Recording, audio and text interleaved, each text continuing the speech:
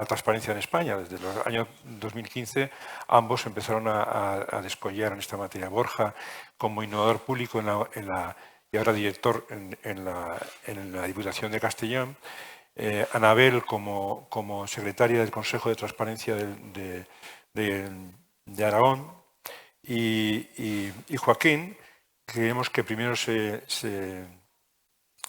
adquirió, diríamos, la gran experiencia que luego ha consolidado el Ayuntamiento de Madrid como responsable de transparencia del Ayuntamiento de Madrid, que en realidad tenía una dimensión mucho mayor que la de muchas comunidades autónomas por su tamaño, y luego como director general de Transparencia de Castilla y León y finalmente como responsable coordinador del grupo de transparencia de la FEM.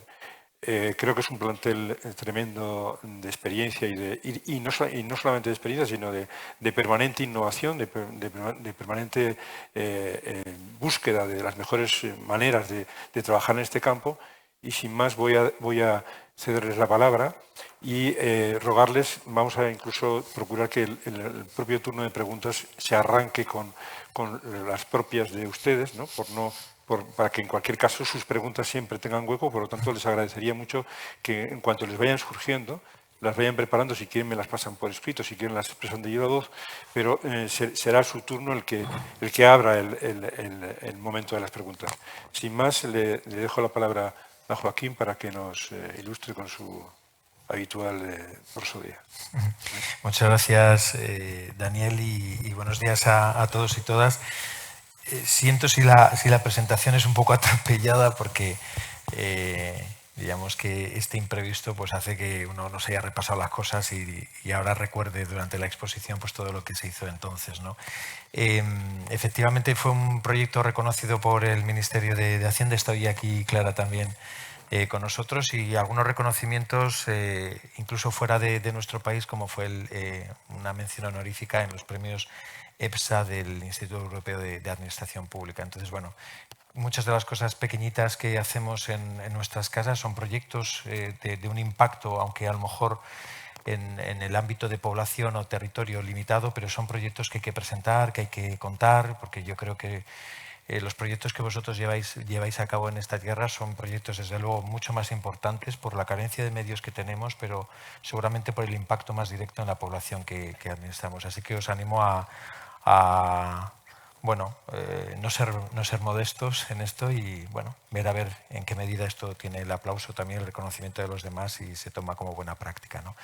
Bueno, la pandemia, todos sabemos lo que ha sido, incluso lo que está siendo, porque no sabemos a ciencia cierta esto cuándo va a pasar. En Castilla y León, el 4 en marzo de 2020 se encuentra con lo mismo que nos encontramos todos, una situación alarmante, una crisis de emergencia sanitaria nunca vista antes y con la necesidad, entre otras, de informar y de contar qué es lo que está pasando, porque no nos cansamos de repetirlo durante aquella época, pero la información es una medicina, una verdadera medicina para luchar, ¿no? Pues también contra la enfermedad y los riesgos que genera, ¿no?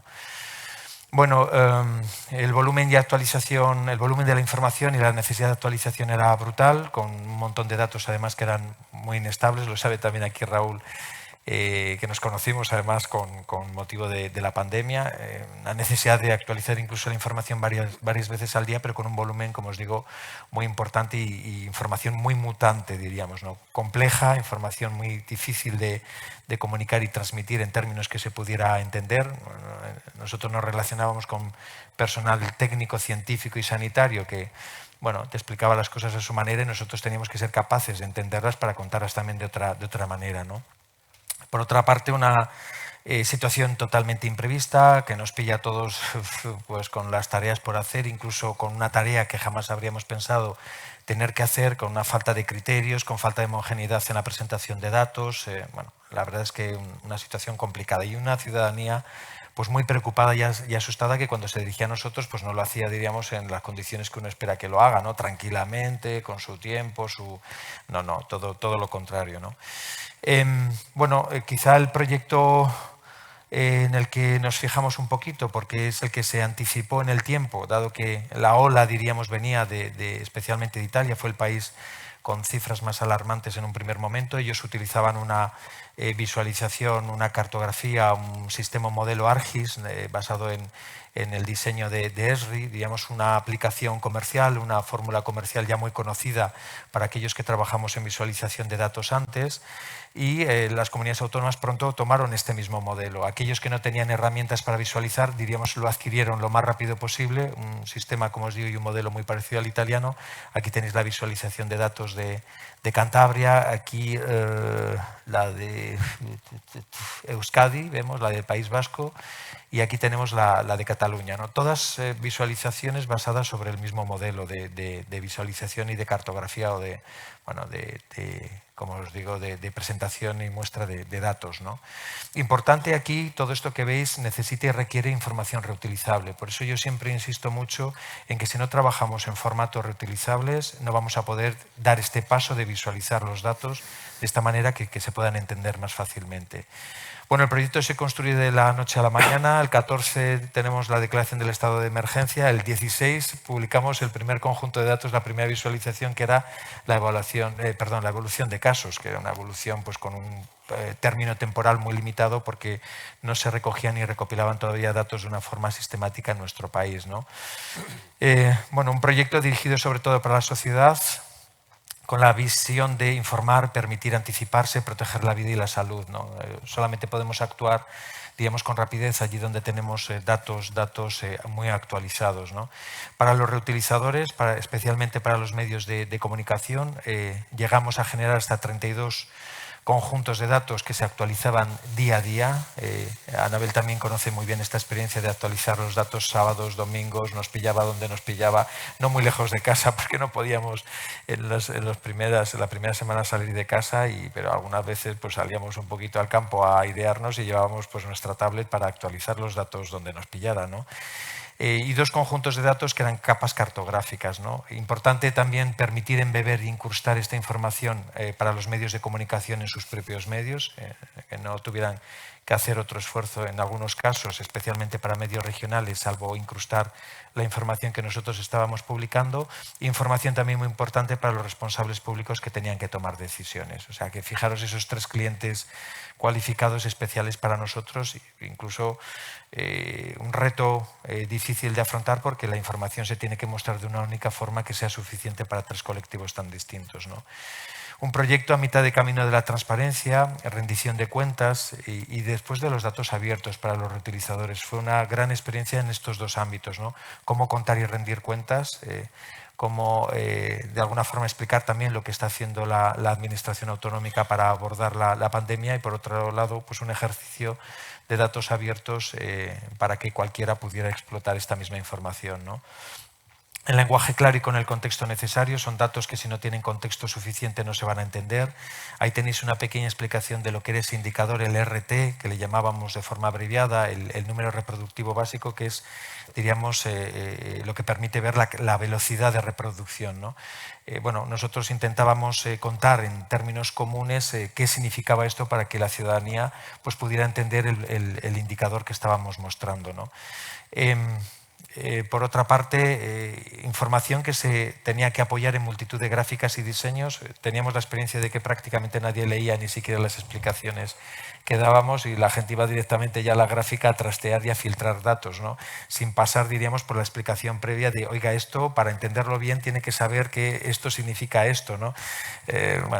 Al final, pues es una cuestión que hemos aprendido también. Ya no leemos absolutamente ningún texto, por muy breve y cortito que sea, la gente va directamente a la gráfica, te pregunta y dice, la explicación la tenía usted un poco encima, ahí más encima de la gráfica, ¿no? Incluso la resaltábamos en color para que se pudiera ver, no podíamos ampliar y modificar el cuerpo de la letra porque no lo permitía la herramienta, pero bueno.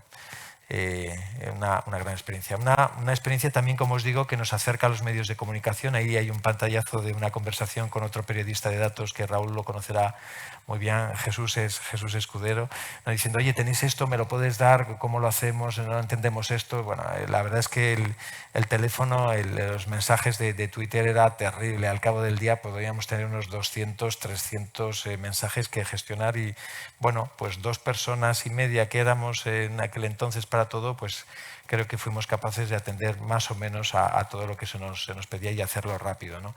Y también contestar a la ciudadanía que nos mandaba pues muchos mensajes, algunos de ellos muy amenazantes, diciendo que como te pille por la calle te mato. Obviamente por la calle era difícil que nos pillara, con lo cual pues sobrevivimos a la experiencia, ¿no? Pero sí mensajes muy duros de todos los muertos que se están produciendo quedarán en tu conciencia, tú eres el responsable de, eres un ladrón, un sinvergüenza. Bueno, al principio fue una experiencia dura para los que no estábamos acostumbrados a vivir ese nivel de tensión, ¿no? Aspectos claves que se aprenden en esta experiencia: actualización diaria sin excepciones. El tiempo vuela, corre y no a favor nuestro, ¿no? También un proyecto que va en constante crecimiento. Fijaros, desde el primer conjunto de datos hasta 34. El proyecto va creciendo, va evolucionando, cada día va cambiando, ¿no? Con una desagregación muy importante por razón o por criterios de edad y sexo. Esta era una cuestión que la gente nos demandaba sí o sí, ¿no?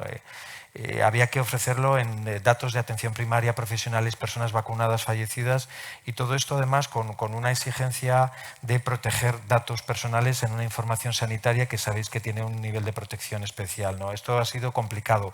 Ofrecer información con detalle suficiente para que sirviera de algo, pero al mismo tiempo proteger los datos personales de aquellos de los que estamos contando un relato, ¿no? Alianza importantísima con todos, ¿no? Con todas las unidades, especialmente con aquellas consejerías que tenían que suministrar la información.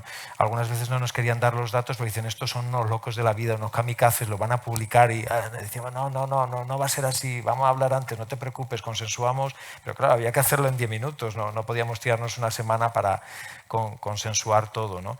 Convencer del valor social de la transparencia, generar confianza a los compañeros, nada se publicará sin su acuerdo, escuchar para ser capaces de transmitir correctamente los mensajes, ¿no? Teníamos que ser capaces nosotros de entender lo que había que contar para hacerlo bien, ¿no? Y obstáculos muchos, ¿no? Bajo nivel de automatización, carga manual de conjuntos de datos, de ficheros, toda la manipulación de la información al final eleva el nivel de riesgo, de posibilidad de error. Nos hemos equivocado, bueno, 1000 veces al cabo del día intentando corregir las cosas muy rápido. Esos ficheros van a ser utilizados por distintos operadores para distintos usos. Tienen que tener una estructura homogénea, uniforme, consolidada. El ministerio cambiaba de criterio cada 2 por 3, teníamos que rehacer, cambiar las estructuras, consolidar los datos. Bueno, ha sido una locura tremenda esto. No sé cómo hemos sobrevivido. Me están entrando sudores bueno, estas de las experiencias vitales y profesionales que quedarán ahí para toda la vida, ¿no? Falta de colaboración también entre administraciones, porque para ofrecer datos de personas fallecidas necesitamos los datos oficiales del registro civil. Depende de otra administración, en este caso del Estado, y no teníamos la colaboración que necesitábamos. Solamente se consiguieron estos datos por mandato, diríamos, del Tribunal Superior de Justicia, al que hubo que recurrir para que esta información se facilitara por el Ministerio, ¿no? Después, datos desagregados. Castilla y León, vosotros hablabais ayer de 88 municipios. Yo intentaba pensar qué es eso de 88 municipios. 2.248 municipios en Castilla y León. Más de la cuarta parte del total de España, ¿no? Municipios, el 97% por debajo de 2.000 habitantes, 97%, ¿no? Claro, la gente quería saber qué pasaba en su pueblo. Le interesaba poco lo que pasaba a nivel autonómico. Quería saber lo que pasaba en su pueblecito. ¿Cómo conseguimos datos desagregados a ese nivel territorial tan ínfimo? Fijaros que en zonas básicas de salud teníamos 247, que ya eran un número superior a municipios que tienen 9 comunidades autónomas. Ese era el primer nivel de información que ofrecimos, pero al final fuimos capaces de hacerlo a nivel municipio, ¿no? Protección de datos personales. Esto era realmente muy delicado. Los sindicatos de profesiones médicas querían información muy detallada del impacto de la pandemia en sus profesionales, también para reivindicar pues, seguramente mejoras y mayor protección o equipos de protección. Pero también teníamos que conciliarlo esto con el derecho a la intimidad que tenían estos profesionales, ¿no? Bueno, pues eso fue realmente un reto y fue complicado. Aquí simplemente os presento 2 de las páginas de las 34 que componían esta visualización, alguna de ellas muy icono, diríamos, en los momentos de la pandemia. Ahí tenéis el cuadro de indicadores que realmente reflejaban la situación. El granate ese que veis era la situación de riesgo muy alto. Es una foto de ese cuadro de indicadores en un momento realmente crítico y dramático, ¿no? Datos simplemente de la utilidad y la importancia de esta información.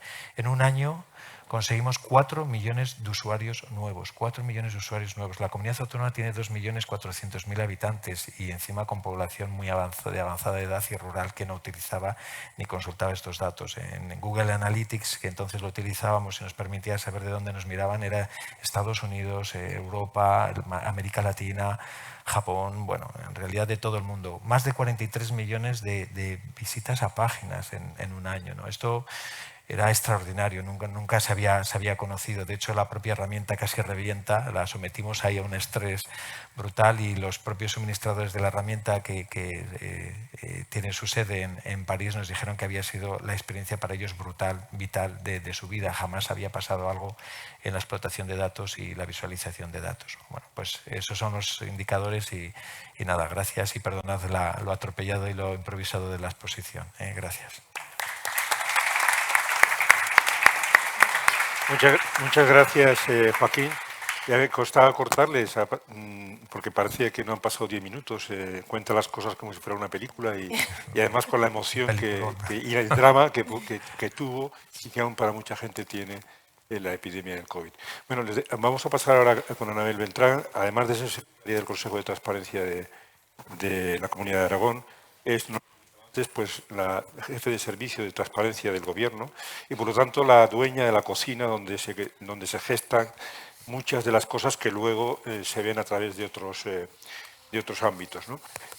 Una de las cosas que tuvo la ley de transparencia de Aragón novedosa, avanzada en el conjunto de España, fue introducir el concepto de la obligación de publicar un programa de gobierno, que parecerá una obviedad, aparentemente puede ser a muchos les puede parecer una tontería, pero que a los que hemos adquirido experiencia después al cabo de estos años nos ha parecido siempre muy importante, porque sin programa de gobierno no hay compromiso de hacer nada, y sin compromiso de hacer nada no hay ninguna obligación de rendir cuentas. Entonces, ese factor, ese pilar que ya la Ley de Transparencia Aragonesa estableció en el año 2015 como básico del sistema de la transparencia aragonés, que es presente usted un programa de gobierno y luego cuente cómo lo despliega y dé cuentas, rinda cuentas de cómo lo lleva a cabo, es una pieza, creo que, muy a tener en cuenta en el futuro desarrollo de la transparencia en España y espero que de ello nos ilustre Anabel en los próximos 10 minutos. Perfecto, y avísame sobre todo, Daniel.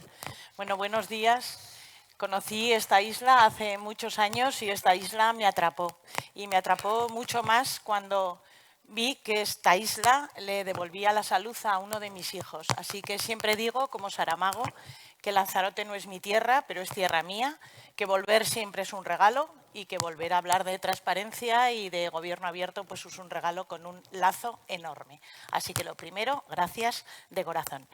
Bueno, vamos a confiar en que... Claro que sí. Por atrás voy a copiar a mi amigo Joaquín. ¿A cuál le doy esto? Vale. Ah, fenomenal. No, y no es... Perdonad, pero es que se me mueve el micrófono. ¿Se me escucha? Sí. ¿Me lo toco? Qué mal. Bueno, no es un error de la presentación esta imagen en blanco. Este era el plan de gobierno del Gobierno de Aragón en el año 2015. La nada. Una institución con 52.000 empleadas y empleados públicos y 5.000 millones de presupuestos y no tenía un plan de gobierno. Perdonad, es el pendiente, es la petaca, me lo quito. Pues casi me lo voy a quitar, ¿o qué? Bueno, no sé. Ya lo voy a quitar. Prefiero hablaros tranquila. Ahora, venga, vamos allá. Os decía que no, que era la nada nuestro plan de gobierno. Claro que había planes parciales, ¿cómo no los va a haber? Claro que había presupuestos y rendición de cuentas presupuestaria, contractuales, subvenciones. Había mucha información de planificación y de rendición de cuentas parcial, pero no un plan de gobierno en un sentido global. Como acaba de comentar Daniel, perdonad, todo cambia en 2015. En 2015 se aprueba la Ley de Transparencia y de Participación de Aragón y establece una previsión legal para nosotros absolutamente novedosa en su artículo 14, como es la obligación de aprobar en cada legislatura un plan de gobierno con un contenido además muy ambicioso, con un detalle establecido en la norma, pues con un nivel de compromiso muy alto. Y la ley de transparencia dice que tenemos que publicar el plan de gobierno dentro de los primeros 3 meses de cada legislatura y una rendición de cuentas anual. Eso es lo que dice la norma. En transparencia nos ponemos a trabajar, acabamos de arrancar casi en nuestras funciones y lo primero que hacemos, muy básico, muy sencillo, es publicar unas hojas Excel con el plan de gobierno dividido por departamentos, porque siempre se pensó en un plan de gobierno con una estructura departamental. Bueno, no estábamos satisfechas, era muy poca cosa publicar unas Excel y, bueno, aun con un equipo mínimo, Joaquín acaba de presumir todo lo que hicieron con 2 personas y media, pues aquí somos 1 y media. Y entonces avanzamos en esa visualización y al menos por departamentos ofrecíamos esa misma información con ese por objetivos estratégicos de departamentos con esa imagen de un ojo, que una vez que le dabas al ojo, al menos te abría la ficha de detalle de cada objetivo, con su información económica, presupuestaria, de personal, temporalidad, evidentemente todavía sin rendición de cuentas final, porque aún no había pasado el primer año. Pasa el primer año, se aprueba el primer informe de seguimiento, ese informe anual del que os hablaba, y en transparencia lo único que hicimos en ese momento fue acoplar a esa información final una nueva columna de seguimiento, donde eso sí lo tuvimos claro desde el principio, había que asociar una información, una documentación que avalara, que acreditara sin ningún género de dudas si el objetivo estaba cumplido o no, en qué porcentaje estaba cumplido y siempre, como digo, con esa documentación que avalara, no era una simple afirmación. ¿Cuál era el principal problema de este sistema? Aparte de que tenía pues, una visualización bastante pobre y sencilla, que se alimentaba única y exclusivamente desde el servicio de transparencia. Los departamentos nos rendían la información global del plan, pero quien tenía que picar los datos y actualizar era el servicio de transparencia. Y eso era una carga de trabajo añadido a todo lo demás. Menos mal que no había llegado el COVID todavía, hubiera sido imposible, que era pues, difícil de asumir. Todo cambia cuando llega a la dirección general alguien a quien la mayoría conocéis, que es Raúl Oliván. Raúl Oliván nos revoluciona en todo, también en la herramienta del seguimiento del plan de gobierno y empieza a hacernos preguntas la segunda mañana del tipo ¿y por qué no lo asociamos a la evolución de la legislatura? ¿Y por qué no hacemos la rendición de cuentas en tiempo real? No, Raúl, es que la norma dice que es una vez al año, que la norma diga lo que quiera. Vamos a trabajar en que la rendición sea en tiempo real. Claro, para esa rendición en tiempo real tenemos que implicar muchísimo más a los departamentos. Tenemos la suerte en ese momento de que tenemos un informático en el servicio, del que ahora ya carecemos, por desgracia, y se le encomienda una tarea prioritaria que es desarrollar una herramienta de uso interno bastante sencilla, que luego ha resultado que no es tan sencilla, pero se está replicando en muchos sitios, una herramienta que permite a diario actualizar los avances de ese seguimiento al tiempo que el reloj de la legislatura va pasando y nos da una información de avance por objetivos, de avances cumplidos, absolutamente de todo. Nos la daba ya en ese momento y ya estábamos muy, muy satisfechas. Fijaos si estábamos satisfechos, que es de los pocos casos en los que yo conozco que la realidad cambia la norma. Lo que hace el Consejo de Gobierno es aprobar en 2018 que donde la norma dice que el seguimiento va a ser anual, se convierta en un seguimiento en tiempo real. Y también esa idea de Raúl, que yo pensé que era algo que no lo iba a soportar mi organización, la de incorporar a la visualización general estas barras por departamentos. La barra verde que veis es el avance global del plan de gobierno, las barras rojas son los avances por departamento, entonces eran 9. Que a mí siempre me recordaba esa atracción de feria que son unos camellos, unos dromedarios que van avanzando en la barra, así le llamamos allí, las barras de los camellos, y yo le decía, Raúl, ¿estás tú seguro que esto lo va a aguantar un gobierno que siempre suele ser un gobierno de coalición? Cuando se empiecen a ver que las barras, ya verás como sí, tenía razón, como casi siempre, se pusieron a pedalear si acaso más rápido para que nadie les avanzara. Bueno, pues este seguimiento ya en tiempo real, con una herramienta interna pero alimentada por los departamentos, la presentó el presidente del Gobierno de Aragón en la Sala de la Corona en el año 2018, en el seno de un foro de transparencia e innovación democrática, y allí pues hizo ese ejercicio de darle al botón y mostrar, sobre todo a los medios de comunicación que vinieron, cuál era en ese momento el avance de la legislatura. Nos parecía que, bueno, que habíamos llegado casi al cénit de la rendición de cuentas, pero acto seguido Raúl ya se puso a pensar que aquí le faltaban los ODS,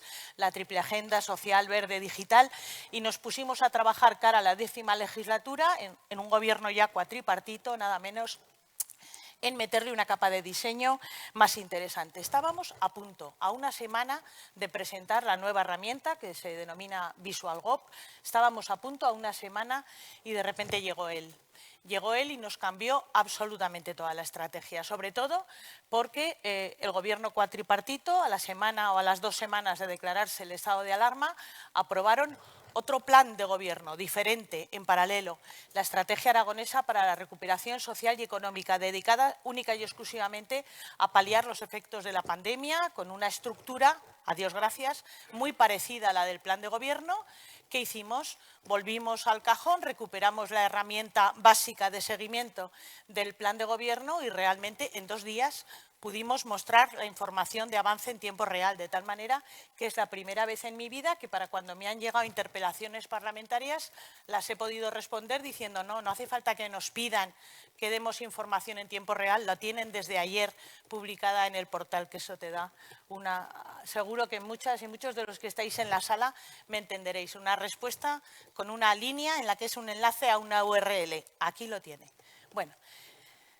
Pasaron los peores momentos y en abril de 2021, por fin pudimos presentar en sociedad VisualGov, que sobre la base de la misma herramienta interna, para que los departamentos sigan familiarizados, no han tenido que aprender absolutamente nada, todos los usuarios de la herramienta interna, simplemente le hemos incorporado una capa de diseño, un diseño además hecho por uno de los mejores diseñadores gráficos de Aragón, del que estamos muy orgullosos de este diseño, en el que seguimos avanzando.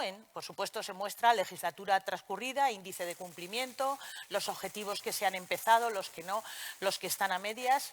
Pero, como digo, con esa información añadida para nosotros fundamental y para el cuatripartito fundamental, que es que toda su estrategia de gobierno se basa en la triple agenda digital, social y verde, de tal manera que tú puedes comprobar en cada momento cómo avanzan esas agendas. Se mantiene, por supuesto, la visualización por departamentos y además se incorpora la capa de los ODS, de tal manera que tú puedes filtrar, trastear, ver cómo avanza lo digital en determinado ODS y en determinado departamento y llegar al final siempre a la ficha de seguimiento absolutamente fehaciente del cumplimiento o del incumplimiento, porque lo comentaba también Joaquín ayer, seguro que lo decimos hoy, la transparencia no es propaganda, la transparencia va a demostrar la información, sea buena o mala, y hay unos cuantos objetivos que están sin empezar y la prensa nos pregunta por qué este objetivo o los parlamentarios o la oposición, por qué este objetivo concreto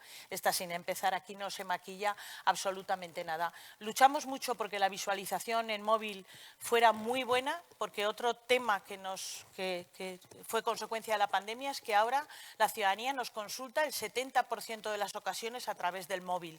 Eso ha sido una revolución. Normalmente la visualización a través de móvil o de tablet era mínima. Ahora es la esencia. Prácticamente nada es a través del ordenador en proporción. La visualización en tablet, de la que, bueno, a mí es la que más me gusta, de una sola tacada puedes ver todos los departamentos, los ODS, las medidas y una vez que pinchas, por supuesto, la ficha de seguimiento de cada una de las medidas. Ya sabemos que todos tenemos una vanidad delegada en nuestros hijos, pero es que esta visualización en tablet es una chulada.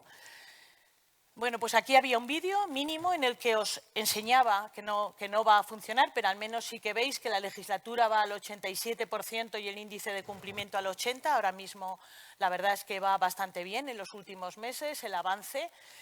Nos gustaba tanto la imagen del proyecto que lo convertimos en un mural gigante de 4 metros, que lo habéis podido ver todos aquellos que habéis visitado el laboratorio de Aragón Gobierno Abierto. Todo el mundo quiere fotografiarse en el mural de VisualGov, que es muy fotogénico y muy colorista. Le hemos incorporado también una pantalla de tal manera que todos los que nos visitan, que son muchos colectivos al laboratorio, pueden ir trasteando y ver cómo avanza el plan de gobierno y poder demostrarles en tiempo real cuáles las ventajas de esta herramienta. Nos visitan hace poco, esa es una foto de los parlamentarios de todos los grupos que vinieron a conocer la herramienta allí en directo. O aquí el compañero Meseguer, también estás ahí, Joaquín. Bueno, por supuesto, los medios de comunicación se han hecho eco, insisto, para lo bueno y para lo malo.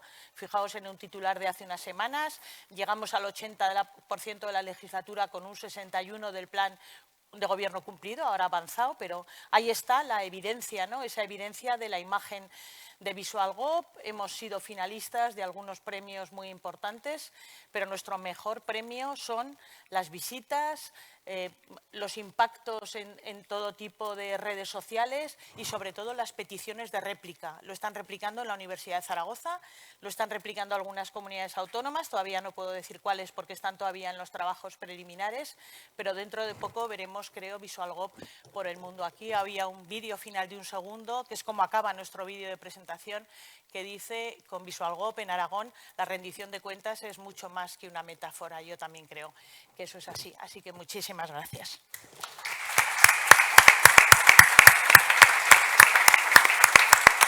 ¿Es? El de abajo. Muy bien, muchas gracias, Anabel. Ahora han visto que la exposición de Anabel también ha sido muy emocionante, muy dramática a veces. Le ha puesto las cosas difíciles a Borja. Sin pasión? Sí, ¿Qué sería de la vida exactamente. sin pasión? Y ahora vamos a continuar con Borja Colón, que, como les adelanté, pues ha sido siempre el responsable de la innovación pública en la Diputación de Castellón. Lo conocí curiosamente en unas jornadas como esta, en el año 2006, cuando empezaba la transparencia en unas jornadas del Cabildo de Gran Canaria, y siempre desde entonces lo he seguido, ha sido uno de los grandes youtubers de la transparencia también en España. Y ahora nos va a contar cómo, digamos, ellos han encarzado transparencia, rendición de cuentas en la Diputación y cómo lo han hecho un fenómeno transversal. De alguna manera también un poco lo ha contado Anabel ahora. Así como en el caso de Joaquín ha sido muy específico del COVID, Anabel ha explicado cómo la rendición de cuentas y la transparencia pueden atravesar toda la gestión pública. Ya nos va a contar algo parecido Borja, porque yo siempre he pensado que la transparencia era una de las fórmulas de rendición de cuentas, pero a su vez la rendición de cuentas sin transparencia no adquiere toda su potencialidad.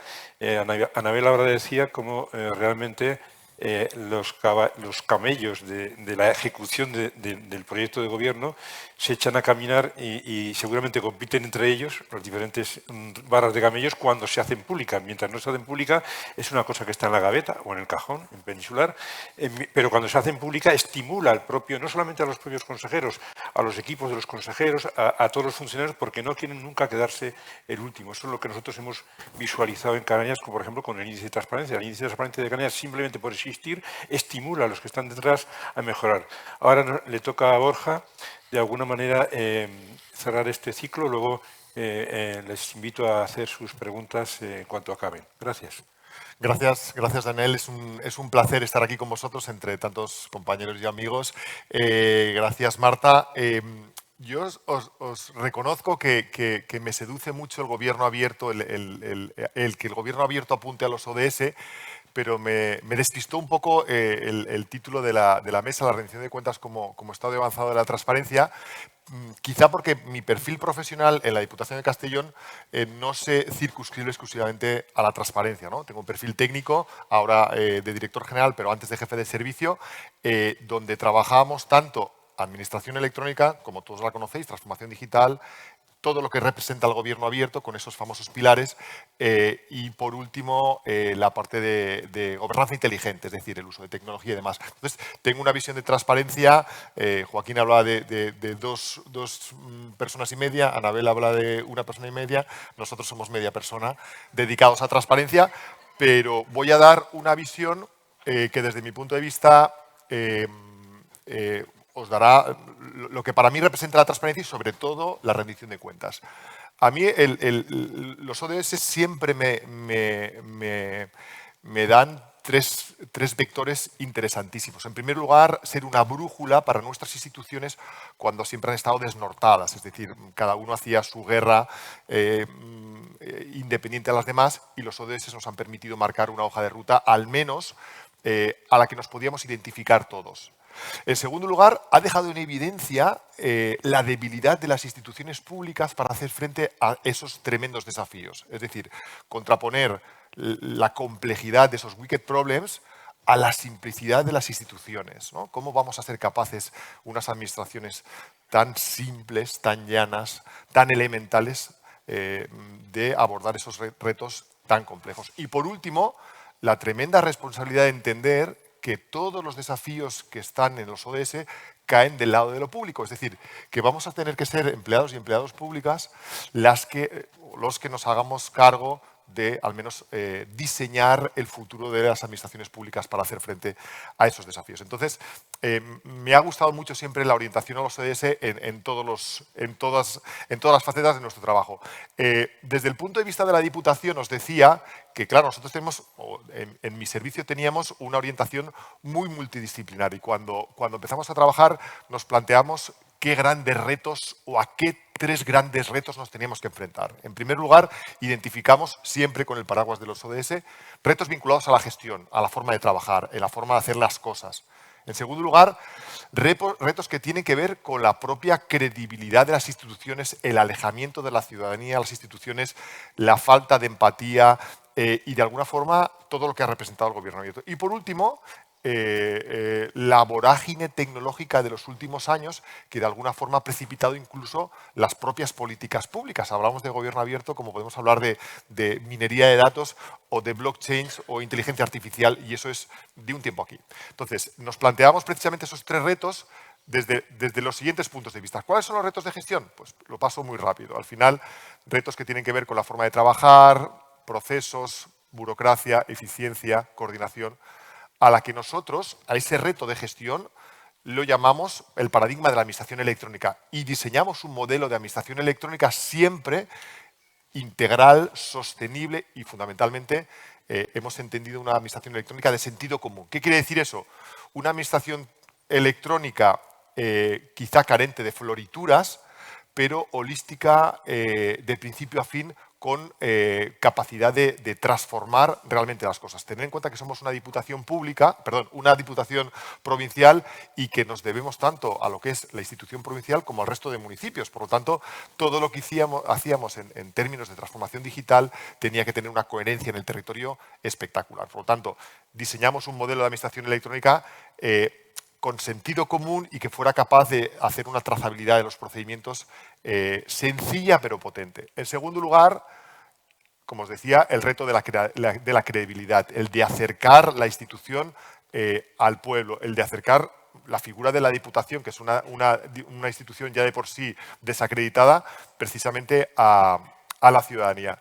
Diseñamos un modelo de gobierno abierto. Aquí tenéis la clásica iconografía del gobierno abierto, donde la cúspide tenéis la parte tecnológica, porque entendimos siempre que el gobierno abierto no tenía demasiado sentido sin una buena pata electrónica, es decir, sin un potente desarrollo de la administración electrónica, y por debajo otra capa muy potente también de seguridad de la información y de privacidad. Por lo tanto, construimos un modelo también integral de gobierno abierto que de alguna forma acercaba a la institución a los poderes públicos. Y ojo, no fue nada sencillo, precisamente por ser una diputación. Al final, ya no es que fuera una diputación, es que nadie sabía qué estábamos haciendo. Por lo tanto, teníamos un reto de legitimidad doble. Por ejemplo, cuando impulsamos nuestra estrategia de gobernanza participativa, tuvimos que inventar un modelo híbrido de participación, dando cabida en un consejo a lo que era la voluntad de los municipios y la voluntad de la ciudadanía,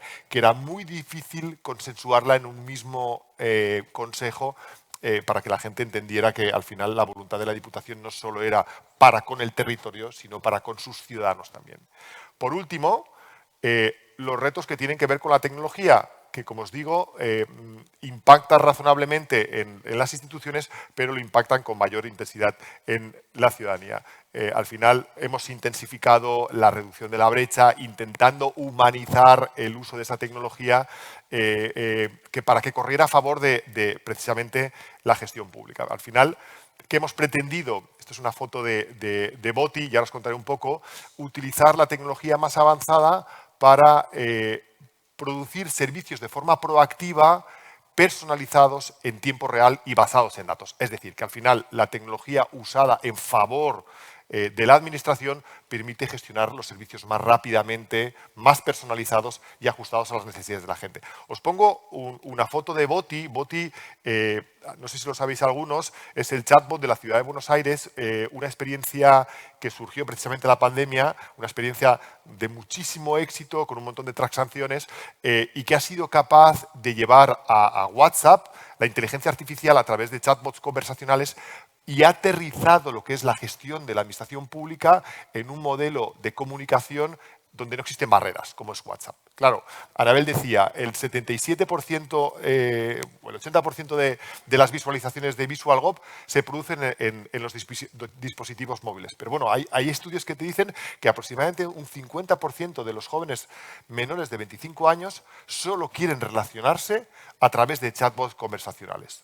O sea, ya no les hables ni de tablets, es que ni les hables del móvil. Ellos quieren interactuar de forma asíncrona y al final se produce una forma de interactuar con la sociedad en la que si no somos capaces de acometer una transformación interna, probablemente no seamos capaces de llegar. Por lo tanto, hemos llegado a esa fase en la que la tecnología probablemente nos esté dando la clave para reconducir el modelo de gestión.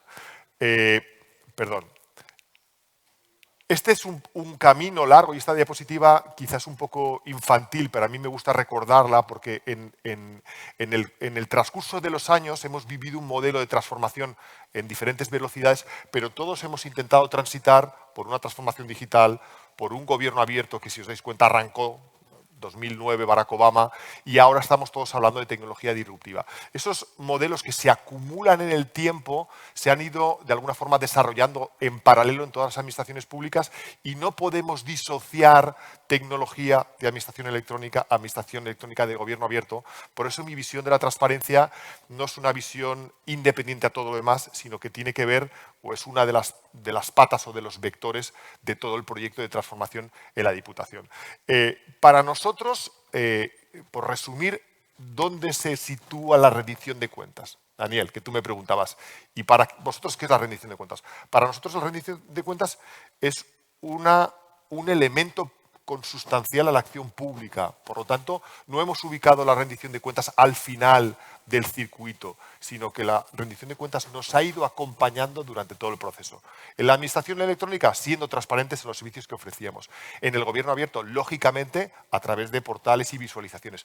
Pero en los modelos de chatbot conversacionales, acercándonos a la ciudadanía, preguntándoles, insistiendo en que necesitamos su feedback para saber qué es lo que necesitaban. Entonces, en ese modelo, de alguna forma, hemos basado la rendición de cuentas en lo que hemos entendido, dos herramientas quizá más técnicas sobre las que se sustentan la rendición de cuentas, que es la evaluación de políticas públicas, que si queréis luego en las preguntas lo hablamos un poquito más, y luego lo que para mí representa la parte más de ética institucional, que son los marcos de integridad. Luego Víctor os comentará con mucho más detalle qué son los marcos de integridad, pero para nosotros la rendición de cuentas se aterriza desde un punto de vista técnico en ser capaces, en términos de ética pública institucional, de demostrar fehacientemente que estamos haciendo las cosas bien y documentarlas, y en términos propiamente dichos de evaluación de políticas públicas, tener una metodología que nos permita el acreditar que esto se está realizando, ¿no? En definitiva, esa ha sido un poco nuestro leitmotiv. Esta es nuestra página de visualización, que bueno, simplemente os copio, es una especie de modelo como el que mostraba Anabel, no de camellos que avanzan, sino de bolitas que se llenan, pero la idea es la misma. Y al final, dos ideas un poco para que veáis en qué hemos aterrizado el vector de integridad y el vector de evaluación. Empezando por el vector de integridad a través de los buzones de denuncias interno y externo, creando la propia comisión y lo que la directiva de whistleblower impone a las administraciones públicas. Y a mano derecha tenéis el proyecto del cliente misterioso. El proyecto del cliente misterioso que lanzamos este año ha sido un proyecto para mí especial porque ha sido capaz de incorporar en la gestión la evaluación de políticas públicas desde el punto de vista metodológico y la participación ciudadana. Digamos que lo que hemos conseguido ha sido empoderar a la ciudadanía en la evaluación de políticas públicas, permitiéndoles que entren hasta la cocina, ya no de la transparencia, sino de la transparencia, de la administración electrónica, del gobierno abierto y de la propia innovación, para que revisen la vajilla, para que revisen la despensa, para que lo revisen todo y sean capaces de devolvernos en términos de evaluación si lo estamos haciendo bien, si lo estamos haciendo mal y de alguna forma cuál es un poco el futuro que nos espera. Son dos proyectos que nos han parecido súper interesantes y que bueno, ahí están para que los consultéis. Y yo creo que con eso es todo. Gracias a todos.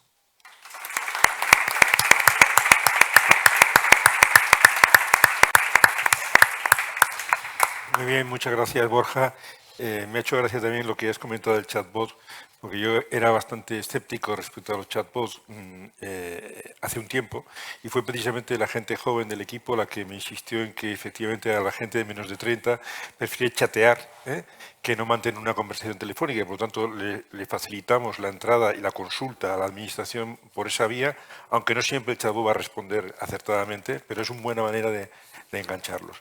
Bien, antes de abrir el turno de preguntas, formalmente aquí en la mesa, tal como estaba previsto, me gustaría darle la oportunidad a ustedes, que seguramente van a tener unas cuantas que realizar, con lo cual, el que desee abrir fuego o agua, si quiere chorrearnos, pues que levante la mano y le pasen el micrófono.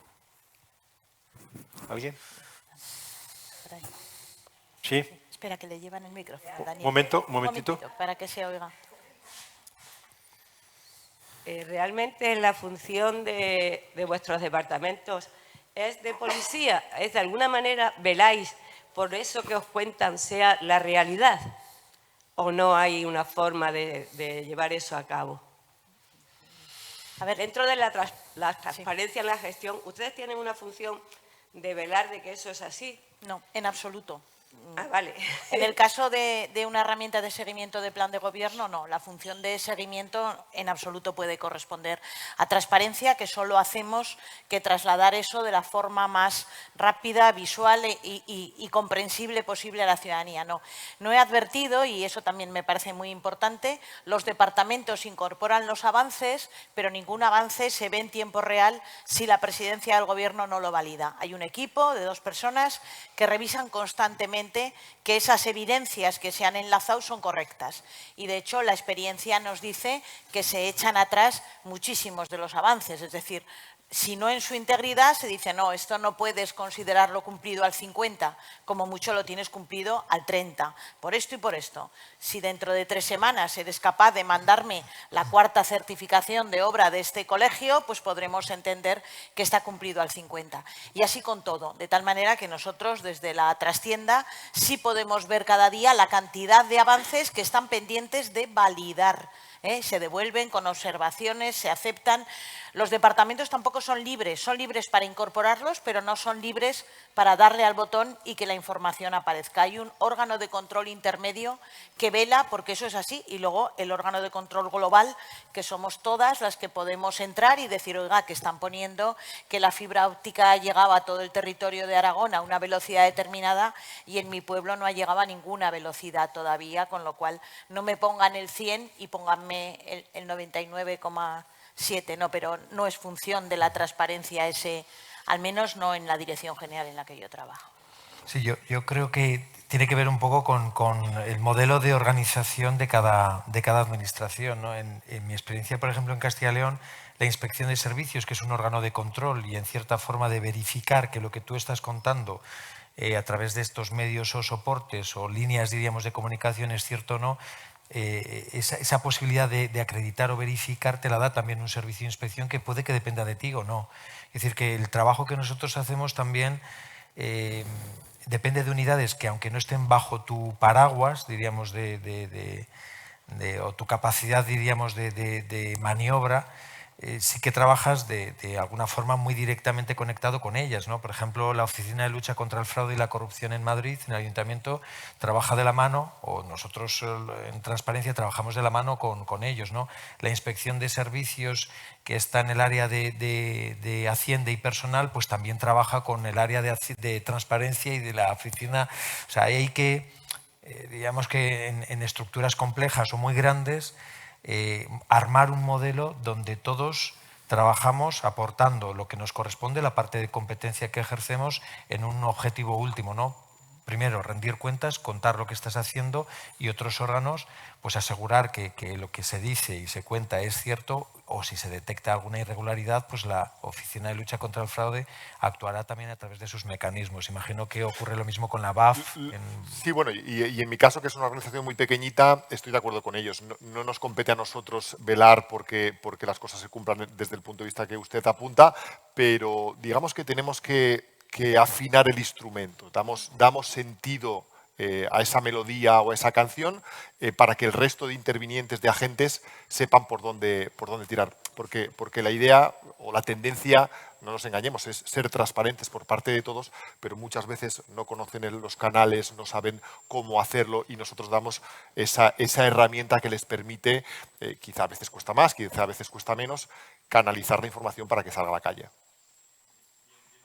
Nada, solamente como me corresponde este labor arbitral, dar un pase como en el fútbol para que ahora o cuando le toque a Víctor Almohacid, que ha estudiado recientemente, ha visto, ha analizado en profundidad el problema de la falsedad documental incluso como delito en España, lo pueda ahora o cuando le toque en la próxima mesa comentar ese tema, porque en realidad efectivamente es un problema de la transparencia. Es decir, ¿quién nos asegura que es verdad?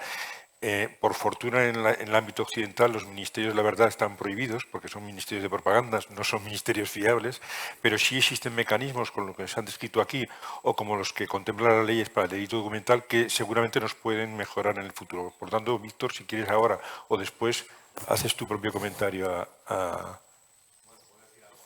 Muy bien.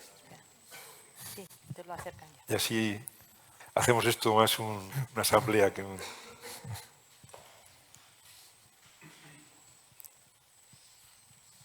Gracias, buenos días. Bueno, en concreto, aunque su pregunta es más amplia, si acaso, por hacerlo más corto, de contesto a lo de la falsedad documental. La falsedad documental, que es un delito que tiene a su vez, es un tipo penal en el Código Penal español, que a su vez tiene varios subtipos. Hay uno en concreto que con la administración electrónica, con el documento electrónico, prácticamente desaparece. De manera que si se quisiera falsear un documento electrónico, o sea, es decir, crear un documento falso, porque copiar solo se puede hacer de una manera, que es la copia auténtica. Cualquier otra cosa sería una chapuza tan evidente, habría una serie de evidencias como la falta de sello electrónico, como la falta de la incorporación de metadatos, todos los elementos que reúne una copia auténtica, en cualquier intento de falsedad no, sería muy flagrante, ¿no? Aparecerían. Entonces, el documento electrónico sí que viene a solucionar un problema por lo menos de uno de los subtipos de la falsedad documental, de manera que no es posible cometer ya ese delito, y si es posible intentarlo, lo que pasa es que sería tan evidente, es como si uno intenta tunear pues una fotografía y luego pues enseguida se ve, ¿no?, que hay elementos falsos, pero en concreto con el documento hay una serie de requisitos de la copia auténtica que cualquier otra posibilidad, cualquier otro intento de falsedad documental, pues sería prácticamente imposible. Es una manera, como, ¿no?, al hilo de la pregunta, es una manera de controlar. En este caso los documentos, la información, pues es otra cosa. Muy bien. ¿Más preguntas, por favor? Iciar Ayerdi, de la Comunidad del Gobierno de Navarra. Hola, buenos días. Bueno, felicidades a los tres, y comentarte, Joaquín, que no solo desde Japón nos miraban la página de Castilla y León, desde un poquito más cerca también, lo hacíamos muchos, creo. Bueno, quería comentar un poco con Anabel. Aparte de lo que ha comentado la compañera, lo que creo que demuestra eso es que hay una metodología fuerte ahí, ¿no?, para poder luego visualizar. Creo que lo importante, yo no creo que haya ninguna información falsa o no, pero sí una metodología rigurosa, ¿no? No sé cómo lo tenéis esto. Sí, sí que hay una metodología rigurosa, por supuesto. Hay manuales tanto del uso de la herramienta como manuales globales de qué es un plan de gobierno, cuándo se entiende que un objetivo está cumplido.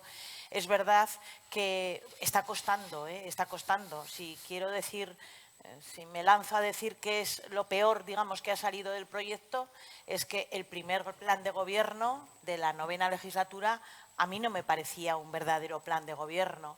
Los departamentos tuvieron la tendencia, y quizás por las prisas se atacó así, de volcar en ese plan de gobierno lo que llevaban haciendo 40 años. Es decir, si el Departamento de Vertebración pone como objetivo estratégico del plan conceder las ayudas de vivienda, la verdad es que estamos avanzando poco, ¿no? Esas ayudas de vivienda van a existir seguramente y se van a seguir concediendo como se ha hecho en los años anteriores. Ahí nos dimos cuenta, como dices, de que había que explicar mucho mejor a quien elaboraba los planes de gobierno parciales de cada departamento, que luego se aglutinan, había que explicar mucho más qué es un plan de gobierno, y de hecho de este segundo de la 10ª legislatura estamos muchísimo más satisfechos. Eso es un verdadero plan de gobierno, como dices, sin duda, metodología detrás, formación, explicación, esa fase de validación que a todo el mundo le ha ayudado para decir, no vale, si esto lo has diseñado a 3 años, no me puedes decir que el primer año está cumplido pues el 33%, pero todavía te queda mucho hacia el 100%. Y luego, ¿en qué tenemos que avanzar? Que tampoco me ha dado tiempo a decirlo. Me lo alertaba un día cuando me escuchaba, me sale el nombre en Twitter, Alorza. Alberto Ortiz de Zárate, qué vergüenza. Alberto me decía, oye, está súper bien, pero la columna de recursos humanos, cuando ponéis medios propios o personal propio, eso hay que avanzar muchísimo, y tiene toda la razón. O sea, tenemos que ser capaces de cuantificar cuánto cuestan nuestros recursos humanos en ese concreto objetivo, y eso, tela marinera lo que nos queda por avanzar en metodología, pero sí, una metodología importante detrás que, como todo, ha ido mejorando, y ojalá el plan de gobierno de la 12ª legislatura sea todavía mejor. Yo una cosa que quería comentar es que viene muy al hilo de la parte de rendición de cuentas y también del tema de las personas. Creo que con la ola de la transparencia, con la Ley 19, con ese tsunami de la transparencia, los portales y ahora las visualizaciones, hemos perdido de vista un poco la necesidad de predicar internamente que la transparencia no es simplemente un cumplimiento normativo o una forma de explicar las cosas, sino que es, como decíamos, un elemento consustancial de la acción pública, el rendir cuentas a la ciudadanía. Es decir, que la rendición de cuentas al final no es más que seamos conscientes de que la función pública tiene una corresponsabilidad inherente a la propia gestión, que es ser absolutamente transparentes y que no se vea como algo añadido, un trámite más en la gestión, porque al final cuando te acercas al departamento, tú le pedías un dataset, tú le pides una acción de gobierno y yo le pido cualquier cosa, da la sensación que le estás pidiendo más trabajo, un trámite más. No les nace, siguen pensando en clave interna, esta información es mía, y hay que trabajar mucho en cultura organizativa para que las futuras generaciones entren ya y no haya que explicarles que la rendición de cuentas forma parte del día a día, ¿no? Y además que nos obliga a hacer las cosas mejor, que para mí es siempre lo más importante de la transparencia, es que nos obliga a mejorar, a trabajar mejor, ¿no? Muy bien. A ver, al fondo, el micrófono, por favor.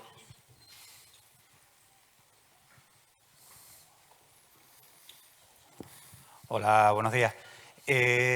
Hablando de ese intento de que los diferentes departamentos hagan propio la transparencia, ¿no? y que no les suponga un trabajo extra, ¿qué experiencia tienen o a dónde han llegado con la automatización de la transparencia, esa creación de datasets que a lo mejor puedan volcarse de forma inmediata, o incluso, vistas las preguntas anteriores, si incluso la automatización lleva una aprobación previa por el camino? Porque, claro, pretendemos que sea completamente automático, pero hemos visto casos en los que a lo mejor alguien tiene que aprobar que esos datos se publiquen, no lo sé. Yo si queréis, disparo primero, por ejemplo, quizá me viene muy bien por la parte de la transversalidad. Nosotros en nuestra herramienta de administración electrónica, cuando tú adjudicas un contrato, hay un botón que te pone directamente enviar al portal de transparencia. Es decir, hay funcionalidades en la propia herramienta que te disparan la publicación en los portales y no hay filtro. Es decir, desde el punto de vista de la censura, por así decirlo, el gestor directamente adjudica un contrato, se firma un convenio, todos los ítems del portal directamente se disparan y ahí no hay nadie que pueda filtrar. Por lo tanto, como se trabajó tanto en la gestión administración electrónica, por así decirlo, se ha facilitado mucho, no les cuesta, no hay que pasarlo a un circuito diferente, no hay un validador. Cosa diferente es lo que te referías a la parte de la actualización de los datos, probablemente en los portales de datos abiertos. Sigue existiendo muchas dificultades en encontrar fuentes de datos que estén actualizadas en tiempo real o que se actualicen de forma recurrente. Otra cosa es que sean datos propios, pero siempre que tengamos que recurrir a datos que haya que actualizarlos de forma manual, es un peligro en caer en el desfase de las actualizaciones y yo creo que ahí es donde la tecnología probablemente tenga que hacer más virguerías para que precisamente esos datos de forma más espontánea, más automática, se puedan refrescar sin necesidad de intervención humana.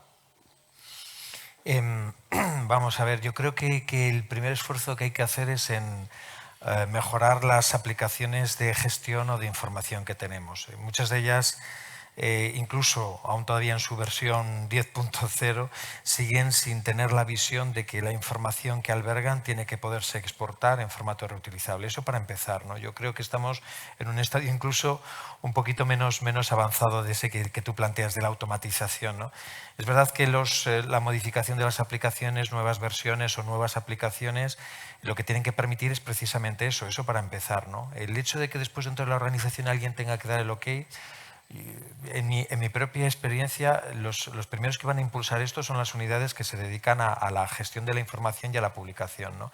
Y a esos no hay que convencerles porque saben perfectamente que cuanto más ahorren o resten el esfuerzo de las unidades, al menos desde este punto de vista van a tener digamos, van a lograr mayor consenso o más apoyo, diríamos, a la hora de llevar a cabo este tipo de cosas. Yo creo que esto está fuera de la línea de autoridades o hay que intentar sustraerlo a la línea de autoridades, permisos y vistos buenos y cosas de estas. Yo creo que es posible, incluso en organizaciones grandes, con lo cual en las pequeñitas probablemente hasta sea más posible. En cualquier caso, si no rompemos nada, ni siquiera se van a dar cuenta. Entonces yo creo que hay que garantizar que ese pequeño itinerario que hay que trazar para que la mayor parte de la información se pueda publicar automatizadamente es sobre todo un esfuerzo de concienciación, de tenerlo desde el diseño, es decir, desde el principio, saber que esto tiene que ser así. Las aplicaciones que no lo permitan hay que corregirlas, hay que modificarlas, no es un gran coste y si alguien tiene que dar permiso, ojalá caiga en la bandeja de aquellos que creen en la transparencia y la necesidad de rendir cuentas. Yo creo que eso cada vez es más sencillo. Muy bien, pues lamentablemente se nos agotó ya sobradamente la hora que nos teníamos para este tema. Yo quería fundamentalmente agradecer la participación, no solamente la presencia, sino especialmente a los que han enriquecido esta hora con sus preguntas. Agradecer también a Marta Saavedra y al equipo de la Dirección General de Transparencia del Gobierno de Canarias el que nos permita cada año seguir teniendo estos buenos ratos, más que jornadas, de hecho buenos ratos de enriquecimiento y crecimiento personal en esta materia y nada, esperar que siga la jornada de la misma manera tan enriquecedora como hasta ahora. ¿De acuerdo? Gracias.